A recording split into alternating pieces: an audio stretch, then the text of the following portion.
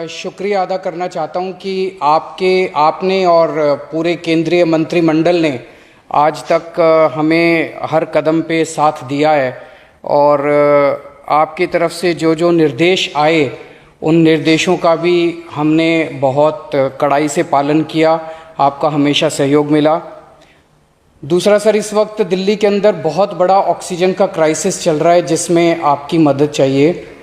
तो प्रधानमंत्री जी, सबसे पहले आपको धन्यवाद देता हूं कि केंद्र सरकार ने दिल्ली का ऑक्सीजन का कोटा बढ़ा दिया है। लेकिन सर, मैं आपसे हाथ जोड़ के प्रार्थना करता हूं कि इस बढ़े हुए ऑक्सीजन के कोटे को दिल्ली तक पहुंचाने में हमारी मदद करें।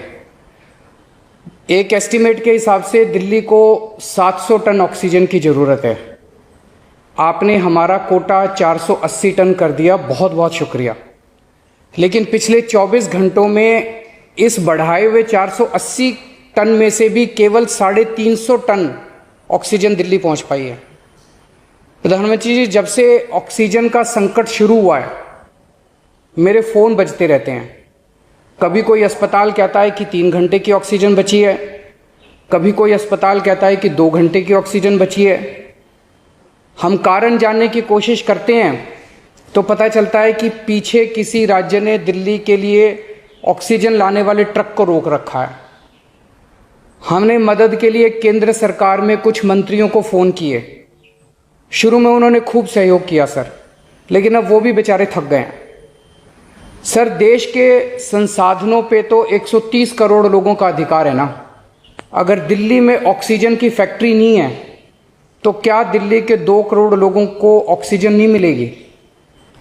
जिस राज्य में ऑक्सीजन की फैक्ट्री है, क्या वो दिल्ली की ऑक्सीजन रोक सकते हैं? ऐसे में हम क्या करें? सर, मैं आपका बेहद शुक्रिया अदा करना चाहता हूं कि आज आपने ये मीटिंग बुलाई है। बहुत सही समय पे ये मीटिंग बुलाई है। पर सर, मैं आज ये जानना चाहता हूं कि अगर आज या कल या किसी भी टाइम हमारे दिल्ली के किसी अस्पताल में अगर 1 घंटे की, आधे घंटे की, 2 घंटे की ऑक्सीजन बच जाए और लोगों की मरने की नौबत आ जाए तो मैं फ़ोन उठा के केंद्र सरकार में किससे बात करूं? सर, मैं ये जानना चाहता हूं कि अगर कोई राज्य दिल्ली के कोटे की ऑक्सीजन का ट्रक रोक ले तो मैं फ़ोन उठा के किससे बात करूं? हालत काफ़ी ज़्यादा गंभीर हो चुके हैं सर। हम अपने लोगों को मरने के लिए तो नहीं छोड़ सकते। हमें लोगों को ये विश्वास दिलाना पड़ेगा कि एक एक जिंदगी हमारे सबके लिए कीमती है। हम आपसे फिर से दिल्ली के लोगों की तरफ से हाथ जोड़ के अपील कर रहे हैं कि सर, तुरंत कोई कठोर और सार्थक कदम नहीं उठाया गया तो शायद दिल्ली के अंदर कोई बहुत बड़ी त्रासदी हो सकती है। मैं आपसे मार्गदर्शन चाहता हूं सर। सर, कुछ ही राज्य हैं जहां से मैक्सिमम दिल्ली की ऑक्सीजन आती है और जहां सबसे ज़्यादा दिक्कत आ रही है और जहां सबसे ज़्यादा हमारे ऑक्सीजन के ट्रक रोके जा रहे हैं। मेरी आपसे विनती है, अगर आप उन राज्यों के मुख्यमंत्री को एक बार बोल दें, फ़ोन कर दें कि हमारे ऑक्सीजन के ट्रक ना रोकें तो दिल्ली के लोगों को ऑक्सीजन मिल जाएगी। आपका एक फ़ोन ही बहुत है सर उनको। दिल्ली के 2 करोड़ लोगों की तरफ से मैं आज आपसे हाथ जोड़ के विनती कर रहा हूं कि सर, आप हमारी मदद कर सकते हैं। आप कृपया हमारी मदद कीजिए और अस्पताल में लोगों को ताकि ऑक्सीजन मिल जाए। ऑक्सीजन की कमी के कारण अस्पताल में जो हालत बने हुए हैं वो अब देखे नहीं जाते।